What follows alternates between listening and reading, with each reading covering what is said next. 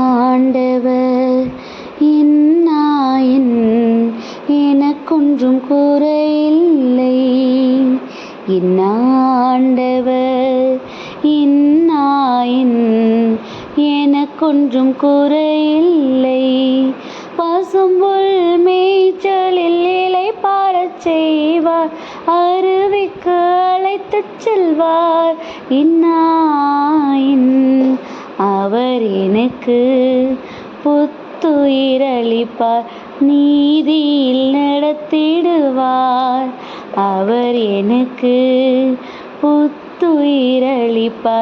நீதியில் நடத்திடுவார். இன்னாண்டவர் இன்னாயின் எனக்கொன்றும் குறையில்லை. ஹாய் குட்டீஸ், எல்லாரும் எப்படி இருக்கிறீங்க? நல்லா இருக்கீங்களா? ஹாப்பியாக இருக்கீங்களா குட்டீஸ்? நம்மளுடைய ஏசப்பா நம்மளை எப்பயுமே கண்ணின் மணி போல் பாதுகாத்து, எந்த ஒரு சூழ்நிலையிலும் நம்ம வழி தவறி போயிடக்கூடாது, நம்ம பாதுகாப்பாக இருக்கணும்னு நம்மளை விட நம்ம மேலே ரொம்ப அக்கறையாக நம்ம கூட இருக்கும்போது எதுக்கு தான் நம்ம சோர்ந்து போகணும்?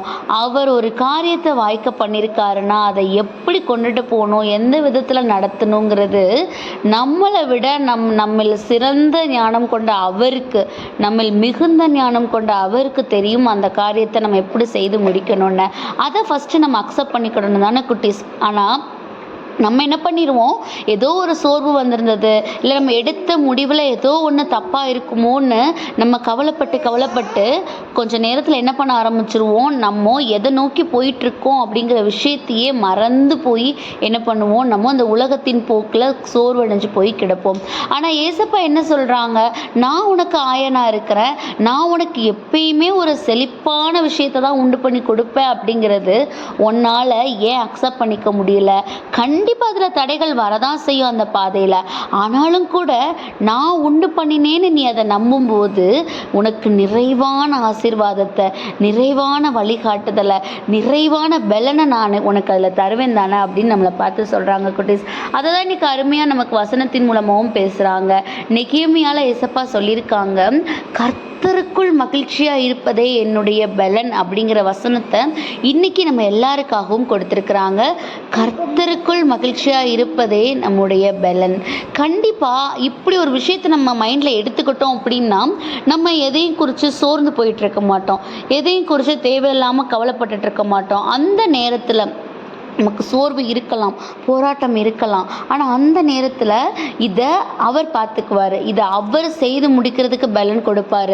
உண்டு பண்ணினவர் அவர் தான் நான் நம்புகிறேன், நான் இந்த விஷயத்தை எடுத்து நடத்துறதுக்கு என்னை செலக்ட் பண்ணது அவர் தான் நான் நம்புகிறேன் அப்படின்னா அவர் பார்த்துக்குவார் இதை எப்படி கொண்டுட்டு போகணுன்னு.